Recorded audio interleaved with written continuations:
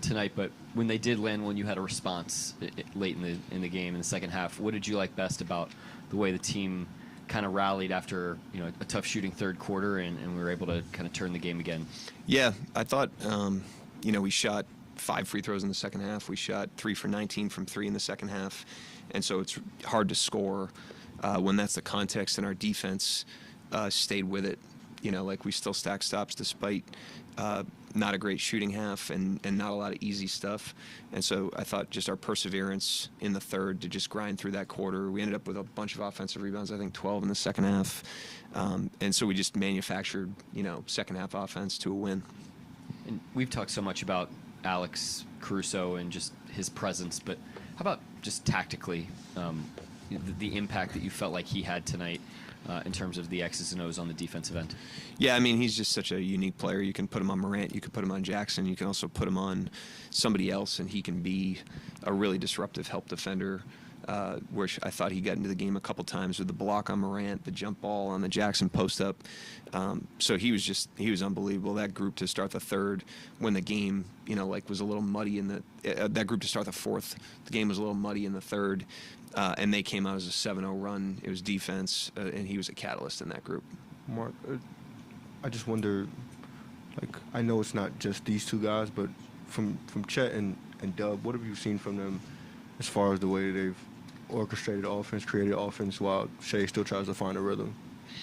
Everybody's been great. The guys have done a great job of playing with aggression. We've got good stuff from Kaysen tonight. We've got great stuff from Hart in the first half on the pick and rolls. Dub obviously great, Chet great, Caruso offensively was really good. Wiggins gave us a lift during that run. And then I thought Shea stabilized the game in the third. When it was getting a little dicey, we went to him a couple times and he made some settling shots for us. So all the way through, Joe, everybody that touched the court played with confidence, played the right way.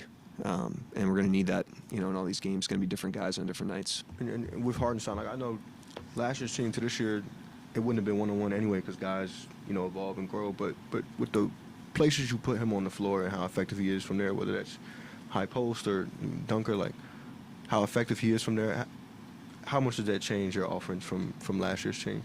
Yeah, I mean, less of a comparison to last year, because we've had an 82-game season, but he's an impactful player on both ends of the floor. He's just a great rim protector, great communicator, really, really good block-out player, rebounder. And then on the offensive end, we've talked about it, but the screening, he frees guys up, and he's a roll threat. And then if you go try to get the ball, he can make all the plays in and around the pocket, and he's an elite offensive rebounder on top of all that. So shows up in every game, but certainly showed up again tonight. Mark Kaysen had the ball swung to him and play off the catch to get the dunk, and that's something that we've talked about him working on this season. What were those feelings like for you whenever that paid off in a big moment? Yeah, he played with good confidence tonight. The first game, him and Alex only played a few minutes because of the margin. I didn't go back to him for very long in the second half. I think he only got one shot in the whole game, so stepped into a corner three tonight. It played with confidence. He's built that throughout the course of the year. And we're going to need everybody, at different times to make plays. And I thought that was on display again tonight. Andrew Schlecht with The Athletic.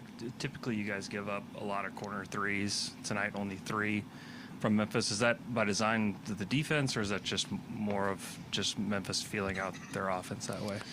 It's not what we want to give up, but there's other things we prioritize higher, so we end up giving a lot at times.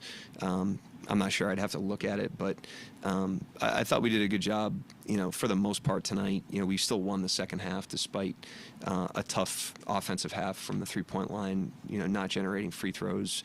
And I thought the defense had a lot to do with it. So we just got to keep stacking the possessions. But we got to understand, Bain, Jackson, and Morant took, I think, 60 out of their 92 shots tonight. So, they're going to keep going to those guys. We got to keep our body on them and keep them playing away from their strengths. Mark, you guys had a 21-3 advantage in fast break points. What do you attribute that to? A little bit of turnovers. I thought we ran well on misses tonight. I thought we did a really good job on the defensive glass. That's not a given against that team. And so, we got to keep them from getting extra possessions in that area of the game. But if we can turn them over, protect the ball, we didn't have a great shooting night, but we had a really clean game in the floor game with turnovers. And so, possessions matter, and we won the possession battle tonight. Were you more impressed by the fact you were able to get 21 or hold them to 3? Probably holding them to 3. You know, they're a really, really good transition team. They try to dictate pace. I thought the Dallas game was a good signal in terms of how they're going to play when they go back home here. They lost a road game, disappointing road game at Golden State, hard-fought game. They go home, backs against the wall, and they were super fast in that Dallas game. And so I think that's a good cue for us to understand how they're going to approach this game. They're going to come out very, very fast and try to race us off the floor. And we got to be ready for that when we go to Memphis. You only forced 15 turnovers. I say only because you've had guys in the 20s, but it led to 25 points that you guys got. Yeah, good conversion, you know, like great job of pitching it ahead. You know, the guys have done a great job of throwing the ball ahead. We've gotten some runouts as a result of that. We're scraping, you know, those loose balls off the floor. So, yeah, I thought the defensive intensity tonight I thought was impressive because, you know, the other day the wind was at our back offensively a little bit, and we really had to grind through that third quarter and fourth quarter because our offense wasn't like humming, and despite getting good shots, and the defense really stepped up. And you mentioned Shea. They got within 8 back to first half. He had a couple assists, corner assists to Caruso and Isaiah Joe to kind of stem a run. Then in that third, they cut it to 8. He gets 2 buckets. Hadn't been shooting well, but he got it when they needed him. Yeah, he's a really good player. You know, like he's making good play. Yeah, even on a night that's below his standard, you know, he makes a lot of winning plays, moves the scoreboard, and I've been impressed with how he's gotten his teammates involved all season. You know, he trusts the talent on the team, and so then, you know, he gets stretches where he doesn't get it going, and those guys are primed up, you know, and delivered and brought their talent to the table. So I give him a lot of credit for how he played. Second night in a row. I mean, the rim protection is just excellent. You talk about 8 blocks at the rim. Chet had 5 of them. And then Hartenstein also, the two of them combined, 21 rebounds. You guys out-rebound them. Just can you talk about that 2 big guy lineup that's just dominating right now? Yeah, I mean, it's always had that. You know, it's always had the rim protection. It's always had the rebounding because of the size. We've had to develop other parts of it, and they've done a great job of upscaling those other parts so that, you know, we net out positive when we put it on the court. Continues to be good. You know, they went small a lot more tonight than they did in game 1, and we were able to keep them on the court late, even against small lineups, because of their intelligence and their fluidity on the defensive end. So they've done a great job. We're going to keep needing to use it. You mentioned how the offense in the third quarter wasn't really humming for you guys, and oftentimes when we see that, teams typically turn the ball over, but you guys only had 7 turnovers tonight. Just what you like about the way that you guys were able to protect the ball and not give them extra possessions when like when I said, sorry, I thought you were done. Like I said in the third, you know, we didn't make threes, and we didn't get to the line, and nothing was really easy. And so to like drum up 20 points in that circumstance is you know, good grind by our team. And something we're going to need. You don't just stay in like a perpetual rhythm in the NBA playoffs. You know, they're going to go in and out on offense, but it's like, can you manufacture enough offense with, you know, ball protection, offensive rebounding, which we did tonight, and can you get enough stops to kind of stabilize the game enough so that it doesn't become a run in the other direction? And that's what I thought we did tonight in the second half. Ja is one of the better guys in the paint. He got it going a little bit tonight, but I mean, most of his shots were really, really tough shots. What have you liked about the way you guys have been able to send a crowd to him, particularly when he gets into the paint? Yeah, I mean, I thought we did a good job on those guys again tonight, and they were just more of themselves, you know, than they were in game 1. I thought they had an outlier game in game 1, the 3 of those guys, and tonight Jackson and him played better, but I still liked what we did. You know, I thought our process was pretty good, but we got to understand they shot 2/3 of their shots, those 2 in Bain. And so when we go to Memphis, we got to expect those guys to be super aggressive. We got to expect their team to try to free those guys up, and we've got to be ready for that. Mark, you won the first game by 51. It's easy to think, you know, this thing's over, but they were second in the West for half the season. Do you feel your guys are understanding that and came with the right mentality? For sure, and don't get it backwards. We were ready for them to play really well tonight. You know, we knew that wasn't who they were on Sunday. There was a fatigue element to that, and we got the ball rolling down the hill in that game. So we knew that their approach would be different. We knew their confidence would be different. We knew they were all capable of playing better.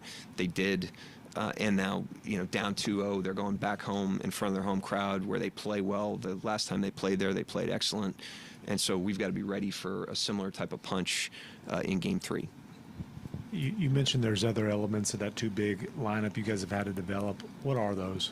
A lot of it's just offensively how to work off of each other and understand spacing when one person's in one spot, getting the floor spaced the right way, whether it's in the dunker or on the perimeter. A lot of it's defensive communication, not running to the paint when the ball gets driven, understanding, the help assignments. A lot of it's their communication with matchups. A lot of times we're cross-matched when teams go small like that and try to play fast. And then there's a collaboration they have, with their passing and with kind of the pick and roll game. So we've put a lot of time into it relative to the amount of time we've had, and it's those investments have paid off because it's something we have a lot of confidence in, obviously, to go to it as much as we have. And how would you evaluate your defensive performance as a team so far this series, especially in terms of disruptiveness? Really good. I thought, like I said, Game 1, I thought we were really good. It was an outlier game for them. That's definitely not who they are on that end of the floor. I thought tonight was a little bit more, they made some shots. They made some tough shots. Morant and Jackson specifically made some that you kind of got to live with the guys like that. But I like our process and I like our focus tonight, like I said, because in the third quarter, the wind was in our face offensively, and we still, we're stacking stops and focused on that end of the floor, and that's the sign of a mentally tough team. And I thought we had that tonight. Yeah, Mark, 2 straight games I thought Dubs played really well on games where Shea really wasn't shooting it good. Did you get a sense that he sort of realized Shea's just struggles and decided to be a little more aggressive or assertive? Honestly, no. I think, it's the way we've played all year. That's what I was trying to say with Shea trusting his teammates' talent. We've played a team brand all year, and so it's not like if Shea's having a bad shooting night, everyone's playing differently. Everybody's playing the same, but we have good players that are confident and aggressive, whether or not one player's playing well or not. And so I thought Dub was in character tonight. I thought everyone was in character, and that's what a team is. So I thought we did a great job on a night where, like I said, offensively the wind was a little bit more in our face than it was in Game 1. Michael Martin, let's talk Thunder. Mark, you talked a lot about communication between guys like Chet and Ihart, but what about the communication between you and Alex? Because it seems like there's some real things going on that's paying dividends, like going back to your time with the Blue, of just sort of almost a telepathic thing between you two guys of understanding what's needed on the floor. Yeah, my communication with Alex tonight cost us 2 points because I called him over on a free throw block out, and he was late going back in, and Bang got the rebound from the spot that I called him from. So it's not often that a coach can give up 2 points, but I managed to do it tonight. Anybody else? Yep, thanks.